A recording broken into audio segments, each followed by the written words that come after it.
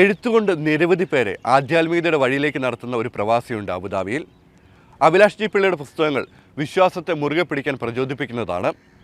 ഇദ്ദേഹത്തിൻ്റെ ലളിതാമൃതം എന്ന പുസ്തകവുമായി ദേവീ ക്ഷേത്രങ്ങളിലെത്തി നിരവധി പേരാണ് ദിവസേന ലളിത സഹസ്രനാമാർച്ചന നടത്തുന്നത്.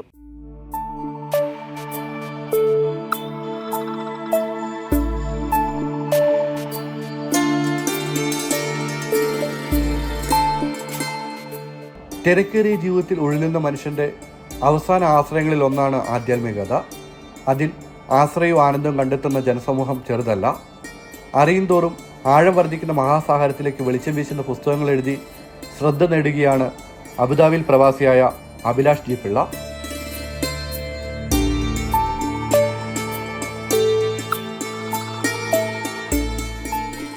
സദാചാരനിരതമായ സന്മാർഗിക ലോകത്തെ വിഭാവനം ചെയ്യുന്ന ജീവിത ദർശനങ്ങൾ പകർന്നു നൽകുന്ന പുസ്തകങ്ങളുടെ രചയിതാവാണ് ഇദ്ദേഹം. സാംസ്കാരിക ജീർണതയുടെയും അരാജകത്വത്തിൻ്റെയും വിത്തുകൾ വിതയ്ക്കുന്ന രചനകൾ ഇന്ന് സമൂഹത്തിൽ പുഴുക്കുത്തുകൾ വീഴ്ത്തുമ്പോൾ അഭിലാഷിൻ്റെ എഴുത്തുകൾ നമുക്ക് പ്രതീക്ഷയാവുകയാണ്.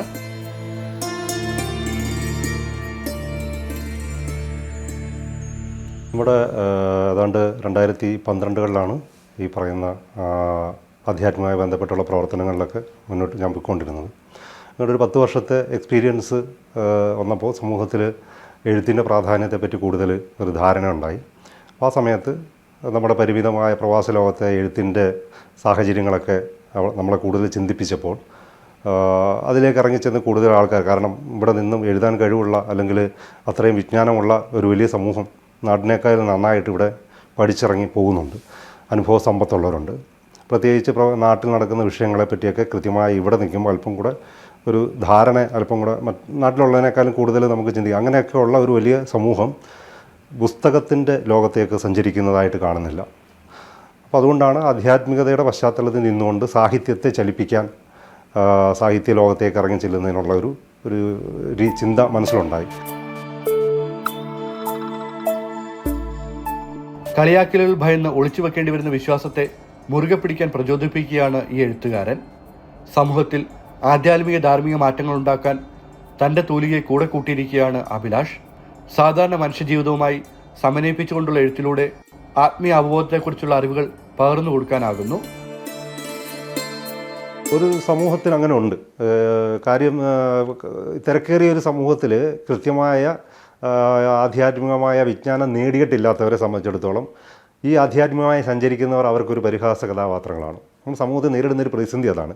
ഈ പരിഹാസം ഭയന്ന് തന്നെയാണ് പലരും അവരുടെ പൂജാമുറിക്കുള്ളിൽ മാത്രം ഭക്തിയെ ഒതുക്കി നിർത്തുന്നത്. കാരണം ഇന്ന് പൊതുസമൂഹത്തിൽ ഇറങ്ങി അമ്പലത്തിൽ പോയി ഭയങ്കരമായിട്ട് തുറന്ന് നാരായണ ഭഗവാനെ കൃഷ്ണ എന്നൊക്കെ വിളിക്കുമ്പോൾ ഈ കളിയാക്കും പലരും. കാരണം അങ്ങനെ ഒരു സമൂഹത്തിലേക്കുള്ള ഈവൻ ഭക്തർ പോലും പറയുന്നത് അന്യവിശ്വാസിയുടെ കാര്യമല്ല ഞാൻ പറയുന്നത്, സ്വന്തം വിശ്വാസത്തിൽ ആ പശ്ചാത്തലത്തിൽ നിൽക്കുന്നവർക്ക് പോലും ഉൾക്കൊള്ളാൻ പറ്റാത്ത ഭക്തിയുള്ള പലരും ഉണ്ട്. അപ്പോൾ അത് ശരിക്കും ഞാനതിനെ സധൈര്യം നേരിട്ട് തന്നെയാണ് പോകുന്നത്. കാരണം എൻ്റെ വേഷത്തെ പോലും പരിഹസിച്ചവരുണ്ട്.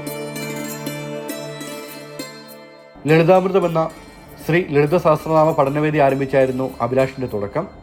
ഓൺലൈനായി നടക്കുന്ന ക്ലാസ്സുകളിലൂടെ 2 വർഷം കൊണ്ട് 5000-ഓളം പേരെയാണ് ശ്രീ ലളിത സഹസ്രനാമ ജപത്തിൻ്റെ ലോകത്തേക്ക് കൈപിടിച്ച് നടത്തിയത്. ഇതിൻ്റെ തുടർച്ചയായാണ് ലളിതാമൃതം എന്ന പുസ്തകം എഴുതുന്നത്. ശ്രീ ലളിത സഹസ്രനാമത്തിൻ്റെ ഏറ്റവും ലളിതമായ പദാനുപത വ്യാഖ്യാനമാണ് അഭിലാഷിൻ്റെ ലളിതാമൃതം. ഏത് സാധാരണക്കാരന് വായിച്ച് മനസ്സിലാക്കാൻ സാധിക്കുന്ന ഒന്ന്. വായനക്കാരുടെ ബാഹുല്യം കൊണ്ട് ഇതിൻ്റെ 2 പതിപ്പ് ഇറക്കേണ്ടി വന്നു. ഇപ്പോൾ 3ാം പതിപ്പിലേക്ക് കടന്നിരിക്കുന്നു. ലളിതാമൃതം എന്നാണ് ആ പുസ്തകത്തിൻ്റെ പേര്. ലളിതാ സഹസ്രനാമം എന്ന് പറയുന്നത് ഞാൻ 2012 മുതൽ ഞാൻ അതിൽ പഠിച്ചിങ്ങനെ നമ്മളതിൽ ഇടപെടാൻ തുടങ്ങിയപ്പോൾ നമുക്ക് ഒരുപാട് കാര്യങ്ങൾ അതിനെപ്പറ്റി പഠിക്കാൻ സാധിച്ചു. അപ്പോൾ ശരിക്കും പറഞ്ഞാൽ ശ്രീ ലളിതാ സഹസ്രനാമം എന്ന് പറയുന്നത് സനാതന ധർമ്മ വിശ്വാസത്തിൻ്റെ കാതലായിട്ടുള്ള ഒരു ഉള്ളടക്കമാണ്. 1000 പദങ്ങൾ ഭഗവതിയെ പ്രകീർത്തിക്കുന്ന ആ നാമങ്ങൾ ഓരോന്നും ശരിക്കും നമുക്ക് വ്യക്തമാക്കി തരുന്നത് ഈ സനാതന ധർമ്മത്തിലേക്ക് വിരൽ ചൂണ്ടുന്ന നിരവധി വിഷയങ്ങളാണ്. അപ്പോൾ ഈ വിഷയങ്ങൾ നമ്മൾ ഇങ്ങനെ സഹസ്രനാമത്തിലൂടെ പഠിക്കുമ്പോൾ ഞാൻ ചിന്തിച്ചത് ഒരു കുട്ടികളെ അല്ലെങ്കിൽ അടുത്ത തലമുറയും ചേർത്ത് നിർത്തുന്നതിന് അല്ലെങ്കിൽ സനാതനധർമ്മം ഒരു ചുരുക്കത്തിൽ എന്താണെന്ന് വ്യക്തമാക്കുന്നതിന് ലളിതാ സഹസ്രനാമം പഠിച്ചാൽ മതി എന്നുള്ള ഒരു തത്വത്തിലേക്ക് എത്തി. അങ്ങനെയാണ് സഹസ്രനാമത്തെ കൂടുതൽ സമൂഹത്തിലേക്ക് എത്തിക്കാനായിട്ടുള്ള ശ്രമങ്ങൾ ഞാൻ ആരംഭിച്ചത്. പിന്നെ സാമൂഹ്യ മാധ്യമങ്ങളുടെ സാധ്യതകളെല്ലാം കൂടുതൽ പ്രയോജനപ്പെടുത്തിക്കൊണ്ടാണ് ലളിതാമൃതം എന്ന് പറയുന്ന പേരിലൊരു ഫേസ്ബുക്ക് കൂട്ടായ്മ ആരംഭിച്ചു. അതിൽ നിരവധി ആളുകൾ കേരളത്തിൽ അങ്ങോളം ഇങ്ങോളം ഉള്ളവർ അംഗമായി ഫേസ്ബുക്ക് വഴിയും കേരളത്തിന് പുറത്തും ഗൾഫിലും ഒക്കെ ഉള്ളവരുണ്ട്. അപ്പോൾ ഇത് പതിയെ പഠിച്ച് ഓരോ ബാച്ചുകൾ കഴിയുമ്പോൾ അതായത് 183 ദിവസം നീളുന്ന രീതിയിലാണ് ലളിതമായിട്ടാണ് പഠിപ്പിക്കുക. ഓരോരോ തിരക്കുകൾക്കിടെ നിന്നുകൊണ്ട് പഠിച്ചെടുക്കത്തക്ക രീതിയിലുള്ള ഒരു വിഷയമാണ്.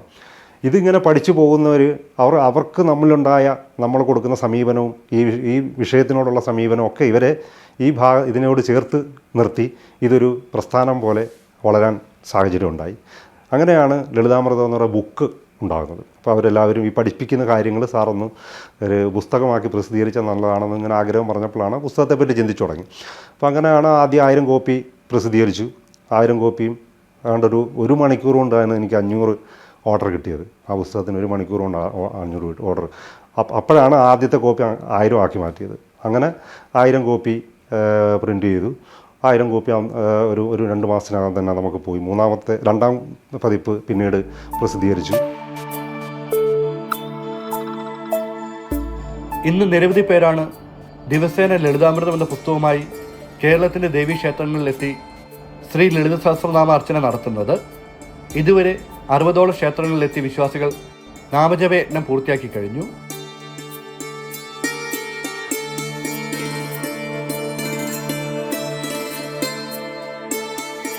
ആ കൂട്ടായ്മയാണ് ഇന്ന് നാട്ടിൽ ഞാനൊരു 108 ദേവീക്ഷേത്രങ്ങൾ കേന്ദ്രീകരിച്ചിട്ട് ഞാൻ തന്നെ ഒരു 108 കേരളത്തിലെ പ്രധാന ദേവീക്ഷേത്രങ്ങൾ കേന്ദ്രീകരിച്ചിട്ട് ഈ വേദിയിൽ പഠിക്കാൻ എത്തുന്നവർ നിങ്ങൾ ഈ പഠിച്ച കാര്യങ്ങൾ ആ ക്ഷേത്രത്തിൽ പോയി ആരാധനയ്ക്ക് ഉപയോഗിക്കൂ എന്നൊരു ആശയം അവരോട് മുന്നോട്ട് വെച്ചു. ലളിതാ സഹസ്രനാമം അവർ പഠിക്കുന്നു, എങ്ങനെയാണ് ഉച്ചരിക്കേണ്ടത്, അതിൻ്റെ അർത്ഥം എന്താണെന്ന് അതിൻ്റെ വ്യാപ്തി മനസ്സിലായി കഴിയുമ്പോൾ അത് ഭഗവത് സന്നിധി പോയി നിന്നിട്ട് അത് എങ്ങനെ ആരാധിക്കണം എന്നുള്ളതിനെ പറ്റി അവർക്കൊരു കോൺഫിഡൻസ് കൊടുക്കും. ആ കോൺഫിഡൻസിലാണ് 108 ക്ഷേത്രങ്ങൾ കേന്ദ്രീകരിച്ചുകൊണ്ട് നാമജപ യജ്ഞം സംഘടിപ്പിച്ചു. ഓൺലൈൻ ജസ്റ്റ് മൊബൈലിൽ കൂടെ വിട്ടിരുന്നുകൊണ്ട് ഒരു നിർദ്ദേശം നമ്മുടെ ഗ്രൂപ്പിൽ നൽകിയതേ ഉള്ളൂ. പക്ഷേ കന്യാകുമാരി മുതൽ ഇന്നിപ്പോൾ തൃശ്ശൂർ പാറമേക്കാവ് എത്തി നിൽക്കുന്നു. 59 ക്ഷേത്രങ്ങൾ കഴിയുമ്പോൾ എല്ലാ ക്ഷേത്രത്തിലും 10-50 ആളുകളോളം എത്തി. ഇത് മീൻസ് നമ്മുടെ ആ പുസ്തകം കൊണ്ട്. അപ്പോൾ അത്രയും പുസ്തകം വൈഡ് നെറ്റ്വർക്കിൽ പോയിട്ടുണ്ട് എന്നുകൂടിയാണ് ഈ ഒരു നാമജപത്തിലൂടെ. കാരണം ഞാൻ അതിശയിച്ചത് കൊല്ലംകോട്ട് നാമജപം കന്യാകുമാരി ജില്ലയിലാണ്. കൊല്ലംകോട്ട് ലളിതാമൃതത്തിൻ്റെ പുസ്തകമായിട്ട് ആളുകൾ അവിടെ വന്നിരുന്നു നാമം ജപിച്ചു എന്ന് പറയുമ്പോൾ ഞാൻ അന്നേരം അപ്പോഴാണ് ഞാനും അറിയുന്നത് അവിടെയൊക്കെ ഈ പുസ്തകം അതൊരു ഡിസ്ട്രിബ്യൂഷൻ സെൻറ്റർ വഴിയൊന്നും അല്ല പോയിരിക്കുന്നത്. എന്നിൽ നിന്ന് മാത്രം, അതായത് ഞാൻ തന്നെയാണ് ആ ഗൗരി പബ്ലിക്കേഷൻസ്, ഞാൻ തന്നെയാണ് പ്രിൻ്റ് ചെയ്ത്, ഞാൻ തന്നെയാണ് പോസ്റ്റൽ അഡ്രസ്സ് ഡെലിവറി, മീൻസ് നമ്മുടെ ഫാമിലിയാണ് ഡെലിവറി ചെയ്ത്. അപ്പോഴാണ് ചിന്തിച്ചത് ഇത്രയും പുസ്തകങ്ങൾ സമൂഹത്തിന് വിവിധ ഭാഗങ്ങളിലേക്ക് എത്തുന്നുണ്ടെന്ന്. ആധ്യാത്മികതയിലൂന്നിയ തെലുങ്കിപ്പൂക്കൾ എന്ന നോവലും കാട് തീണ്ടുന്ന കൗമാരം എന്ന പേരിൽ കാലിക പ്രസക്തമായ ഒരുപിടി കഥകൾ ഉൾപ്പെടുത്തിയുള്ള പുസ്തകവും അഭിലാഷിൻ്റെ തൂലികയിൽ പിറവിയെടുത്തു കഴിഞ്ഞു. ആത്മീയതയുടെ ഔന്നത്യം തേടിയുള്ള ഒരു മഹാസഞ്ചാരമാണ് തെലുങ്കിപ്പൂക്കൾ. പൈതൃകങ്ങളുടെ പിൻബലത്തിൽ ഗ്രാമഭംഗിയുടെ വശ്യത ചാലിച്ച് സാമൂഹ്യ അവബോധവും കാൽപ്പനികതയും കൈകോർക്കിയാണ് കാട് തീണ്ടുന്ന കൗമാരത്തിൽ. ആദ്യമായിട്ട് ഒരു നോവൽ ആധ്യാത്മികതയുടെ ചട്ടക്കൂടി നിന്നുകൊണ്ട് ജീവിത പരിചയവും ആധ്യാത്മിക ലോകത്തെ മൂല്യച്യുതികളും ഒക്കെ ഭാഗമാക്കിക്കൊണ്ട് ഒരു നോവൽ ചിട്ടപ്പെടുത്തിയെടുത്ത് നല്ല ഒരു കഥാതന്തു ഉണ്ടായിരുന്നു. തെലുങ്കിപ്പൂക്കൾ എന്ന നാമത്തിലാണത് എഴുതിയത്. അത് നല്ല രീതിയിൽ കുഴപ്പമില്ലാതെ അത് പ്രസിദ്ധീകരിച്ച് നന്നായിട്ടത് ആളുകൾ വായിക്കുകയും ഏറ്റെടുക്കുകയൊക്കെ ചെയ്തിരുന്നു. നിരവധി പ്രതിസന്ധികളെ മറികടന്നാണ് അഭിലാഷിൻ്റെ ഓരോ പുസ്തകങ്ങളും വെളിച്ചം കാണുന്നത്. എഴുത്തിൻ്റെ മേഖലയിലെ ചൂഷണങ്ങൾ മനസ്സിലാക്കി സ്വന്തം പുസ്തകം പ്രസിദ്ധീകരിക്കാൻ പബ്ലിക്കേഷനും ആരംഭിച്ചു അഭിലാഷ്. അതിനു കരുത്തായത് നരേന്ദ്രമോദിയുടെ നേതൃത്വത്തിലുള്ള കേന്ദ്ര സർക്കാരും. പ്രവാസ ലോകത്ത് നിന്ന് നമ്മളൊന്ന് മടിച്ചു നിൽക്കുന്നത് കൊണ്ടാണ് പലരും എഴുത്തിലേക്ക് വരാനുള്ള ഒരു സാഹചര്യമില്ല. എങ്ങനെ പ്രസിദ്ധീകരിക്കും, അല്ലെങ്കിൽ അതിന് നിയമപരമായ സാധ്യതകൾ, പ്രത്യേകിച്ച് ഒരു പബ്ലിഷിംഗ് കമ്പനി സ്റ്റാർട്ട് ചെയ്യാൻ ഒക്കെയുള്ള മടികൾ, പല പബ്ലിഷിംഗ് കമ്പനിയും ചെയ്യുന്ന ചൂഷണങ്ങൾ പറ്റിയൊക്കെ കൃത്യമായൊരു ധാരണ ആദ്യ പുസ്തകം പ്രസിദ്ധീകരിച്ചപ്പോഴാണ് എനിക്ക് കിട്ടിയത്. പിന്നീടാണ് കേന്ദ്ര സർക്കാർ, നരേന്ദ്രമോദി സർക്കാർ 2014 അധികാരത്തിൽ വന്നതിന് ശേഷം പ്രസ്സുകൾ പോലെയുള്ള, അതായത് മൈക്രോ യൂണിറ്റുകളൊക്കെ നമുക്ക് സ്വന്തമായിട്ട് തുടങ്ങുന്നതിന് എഴുത്ത് മേഖലയിലും ഒരു സുതാര്യത അല്ലെങ്കിൽ ഒരു സ്വാതന്ത്ര്യം നൽകിയിട്ടുണ്ടെന്നുള്ള ഒരു വസ്തുത മനസ്സിലായി. അങ്ങനെ ഞാൻ സ്വന്തമായിട്ട് ഗൾഫിൽ നിന്നുകൊണ്ട് ഒരു പബ്ലിക്കേഷൻ കമ്പനി സ്റ്റാർട്ട് ചെയ്തു നമ്മുടെ കേന്ദ്ര ഗവൺമെൻറ്റിൻ്റെ അണ്ടറിൽ. അങ്ങനെ ട്രേഡ് ലൈസൻസ്, ഒരു പ്രവാസിക്കൊരു ട്രേഡ് ലൈസൻസൊക്കെ ഇവിടെ നിന്നുകൊണ്ട് നേടിയെടുക്കാം എന്നുള്ളതിനെ പറ്റിയൊക്കെ അന്നാണ് ശരിക്കും ചർച്ച ചെയ്യപ്പെടുന്നത്. അപ്പോൾ അങ്ങനെ ഗൗരി പബ്ലിക്കേഷൻ എന്ന പേര് ഒരു പബ്ലിക്കേഷൻ സ്റ്റാർട്ട് ചെയ്തിട്ട് എൻ്റെ രണ്ടാമത്തെ പുസ്തകമായ ലളിതാമൃതം എന്ന് പറയുന്ന പുസ്തകം ഞാൻ തന്നെ പബ്ലിഷ് ചെയ്യുകയുണ്ടായി.